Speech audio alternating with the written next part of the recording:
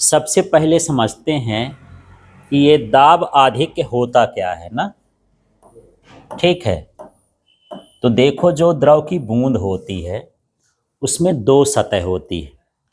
मतलब बाहर से देखोगे तो उठा हुआ दिखाई देता है, ऐसे देखोगे तो कैसा दिखाई देता है, उठा हुआ। और ऐसे देखोगे तो ऐसा, अंदर से देखोगे तो दबा हुआ। जैसे देख लो, यदि मैं सफ़ेद भाग बोलूं उस साइड, तो क्या बोलोगे, उत्तल की अवतल?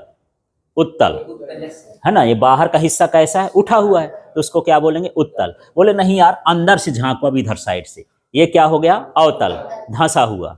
तो इसके कितने पृष्ठ होते हैं, दो पृष्ठ। कौन कौन से, उत्तल और अवतल। और दोनों दाब लगाते हैं, तो अवतल पृष्ठ का दाब उत्तल से अधिक होता है। हाँ, अंदर का दाब जो है बाहर के दाब से क्या होता है, अधिक। तो बाहर तो उत्तल है और अंदर क्या है, अवतल है। तो अवतल पृष्ठ का दाब उत्तल से क्या होता है, अधिक होता है। तो जैसे मान के चलो, यहां समझना कि इसकी त्रिज्या अभी जो है कैपिटल आर है।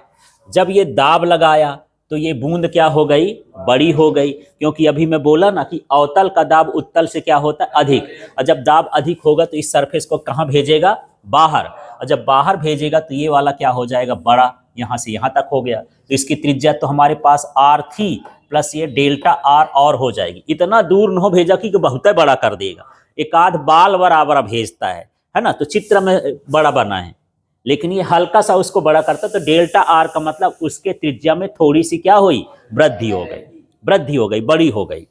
ठीक है, तो मैं पूछूं कि दाब अधिक का क्या है, तो क्या हो गया, द्रव की बूंद में अवतल पृष्ठ का दाब, किस पृष्ठ का दाब, अवतल पृष्ठ का दाब उत्तल पृष्ठ से कैसा होता है, हाँ, उत्तल पृष्ठ से अधिक होता है। इसे ही क्या कहते हैं, दाब आधिक, है ना। इसका नाम क्या है, दाब आधिक, माने दाब अधिक है उसका।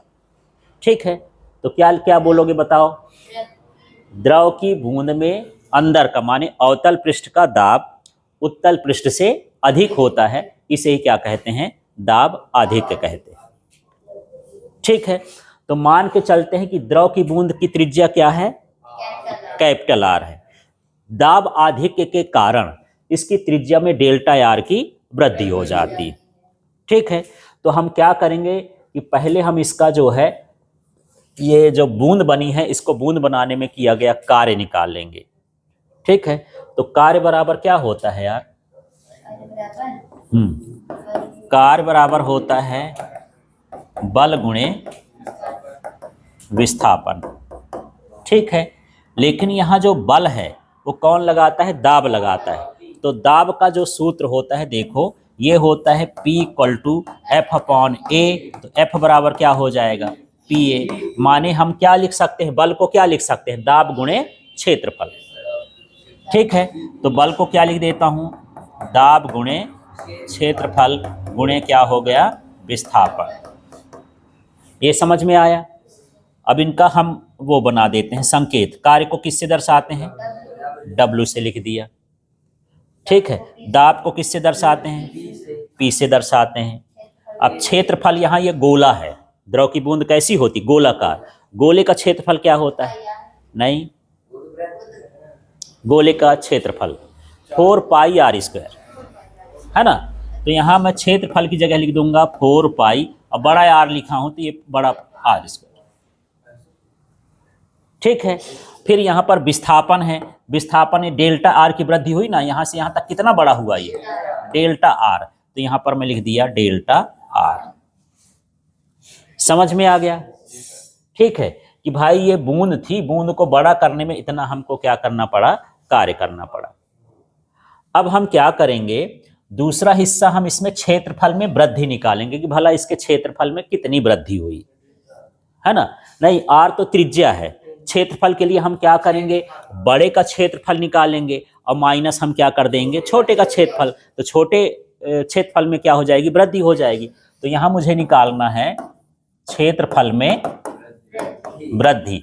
तो इसका मतलब ये हो गया कि यहाँ पर बड़े गोले का, या हाँ, बड़े गोले का क्या कर दूं, क्षेत्रफल, और माइनस छोटे गोले का क्षेत्रफल।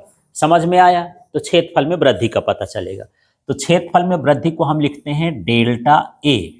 ए का मतलब क्षेत्रफल और डेल्टा का मतलब क्षेत्रफल में परिवर्तन या वृद्धि।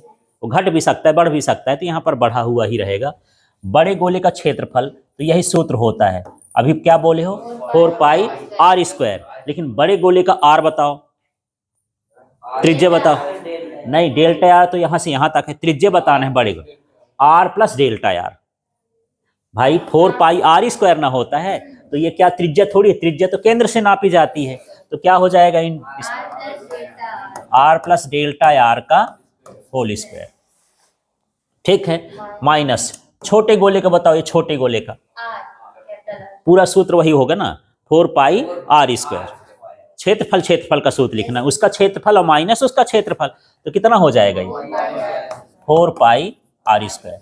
अब एक काम करते हैं, डेल्टा ए बराबर 4 पाई को कॉमन ले लेते हैं। ये बड़ा कोष्टक लगा देता हूं, अंदर क्या बचेगा? ये पूरा लिख दिया और यहाँ भी क्या लिख दिया? इसको भी लिख दिया। देखो कुछ नहीं है, 4 पाई दोनों में था ना, 4 पाई को क्या कर लिए? बाहर निकाल दिए, तो ये बचा। ठीक है, अब यहाँ पर डेल्टा ए बराबर ये हो गया 4 पाई। अब इसके कोष्टक को खोलना है, या अंदर वाले का। तो ए प्लस बी का होल स्क्वायर क्या होता है? A square plus B square plus 2ab। तो उसी हिसाब से बताओ, ए का स्क्वायर मतलब क्या हो गया? R square plus delta R square plus 2r delta R, और माइनस क्या हो गया? R square. ठीक है, तो यहां पर डेल्टा ए का मान हम देखते हैं, ये हुआ 4 पाई। अब अंदर क्या बचेगा? ये आर स्क्वायर से कट जाएगा। ठीक है, यहां पर लिखेंगे गुणे 2r डेल्टा आर, इसका मान छोड़ देंगे यार। तो यार किसी संख्या का वर्ग बड़ा होता है कि छोटा होता है? किसी का वर्ग करो तो बड़ा होगा कि छोटा होगा? हमेशा बड़ा होगा। कोई ऐसी संख्या सोचो जिसमें वर्ग छोटा हो। अच्छा, वर्ग करोगे तो बड़ा होगा। तो एक ही आया ना, एक से छोटा तो नहीं आ रहा। चलो अभी थोड़ा गणित कमजोर है। 2 का वर्ग करेंगे 4 होता है, 3 का वर्ग करेंगे कितना होता है? 9 होता है, 4 का वर्ग करेंगे 16 होता है। यार वर्ग करने पर बढ़ता है, यही आपको पढ़ाया गया, इसलिए आपको इतना बनता है। लेकिन ये बोल दूं 0.2 का वर्ग कर दूं तो क्या हो जाएगा? 0.04। घटा कि बढ़ा है? दशमलव ये 2/10 है और ये 4/100 है, तो बटे में जितना 100 होगा उतना क्या हो जाएगा? छोटा हो जाएगा। तो दशमलव का वर्ग करोगे तो क्या होता है? और छोटा होता है। दशमलव वाली संख्या का वर्ग करोगे तो क्या होगा? छोटा। ठीक है, समझ में आ गया? तो वर्ग हमेशा बड़ा हो ये जरूरी नहीं है। अब यहां समझो, ये डेल्टा आर स्क्वायर है। डेल्टा का मतलब इसके जो त्रिज्या में बहुत कम परिवर्तन हुआ, दशमलव में परिवर्तन हुआ। तो दशमलव की संख्या का वर्ग करोगे तो छोटा होगा कि बड़ा? छोटा होगा। छोटा होने का उसका मान हम क्या कर दिए हैं? छोड़ दिए। ऐसा कर देते हैं कि जो डेल्टा आर का मान है, डेल्टा आर स्क्वायर का मान बहुत कम है, तो इसको बोलते हैं delta R square tends to 0, माने उसका मान 0 के करीब है। समझ में आ गया? इसलिए यहां पर इसको छोड़ा गया है। क्लियर हुआ इतना? तो इसको छोड़ देंगे, ये आ गई त्रिज्या। अब यहाँ पर जो पृष्ठ तनाव का सूत्र होता है उसको हम निकालते हैं। तो एक पृष्ठ तनाव का सूत्र ऐसा भी होता है, उसको मैं लिख देता हूं, T बराबर W/A, है ना? जो हम उसको परिभाषा पढ़े थे कि द्रव का वह गुण जिसके कारण वह अपने पृष्ठीय क्षेत्रफल को कम करने का प्रयास करता है, उसे ही हम क्या कहते हैं? पृष्ठ तनाव।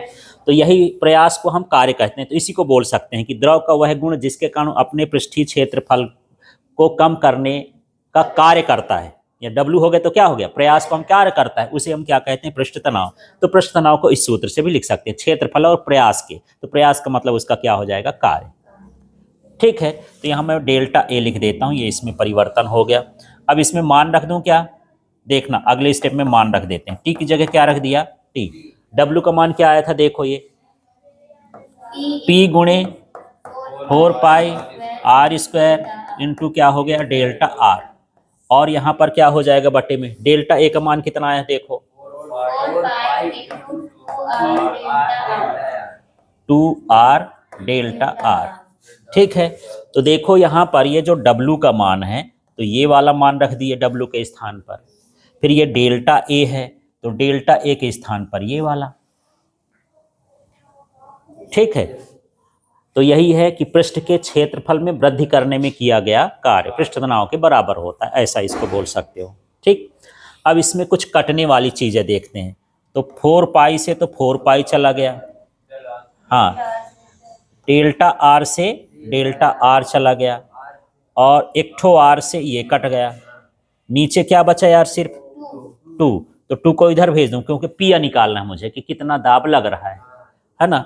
तो पहले तो इसमें छांट के लिख देता हूं यार, P बराबर ऊपर क्या बचा है P इंटू आर, और नीचे क्या बचा है 2, यही बचा ना, P बचा एक ठो आर, अच्छा T बराबर, हाँ यहाँ T बचा है ना, T बराबर।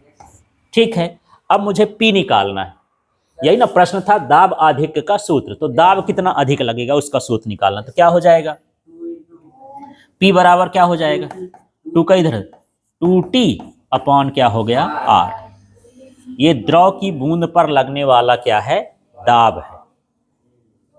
ठीक है, यदि त्रिज्या छोटी होगी तो दाब आधिक्य का मान क्या होगा, अधिक होगा, और त्रिज्या बड़ी होगी तो दाब आधिक्य का मान क्या होगा, कम होगा। ये किसके लिए निकला, ये निकला द्रव की बूंद के लिए। ये किसके लिए है, द्रव की बूंद के लिए। यदि बुलबुला हो, बुलबुला जैसे हवा में खोल देते हो ना, तो बुलबुला के अंदर पानी भरा होता है क्या, हवा भरी होती है। ठीक है ना, जैसे मान लो साबुन लगाओ और साबुन ऐसे करके फूंक देते हो तो बनता है, तो उसके 2 सतह हो जाती हैं, एक अंदर भी सतह रहती है और एक बाहर भी सतह रहती है। तो उसके दाब आधिक्य का सूत्र क्या हो जाता है, P बराबर 4T अपॉन R। ये जो सूत्र निकाले ना 2T अपॉन R, वो क्या हो जाएगा 4T, उसका 2 गुना, क्योंकि उसकी 2 सतह। देखो इसमें स्वतंत्र सतह एक ही है, अंदर भरा है पानी और बाहर क्या है हवा, लेकिन जब बुलबुला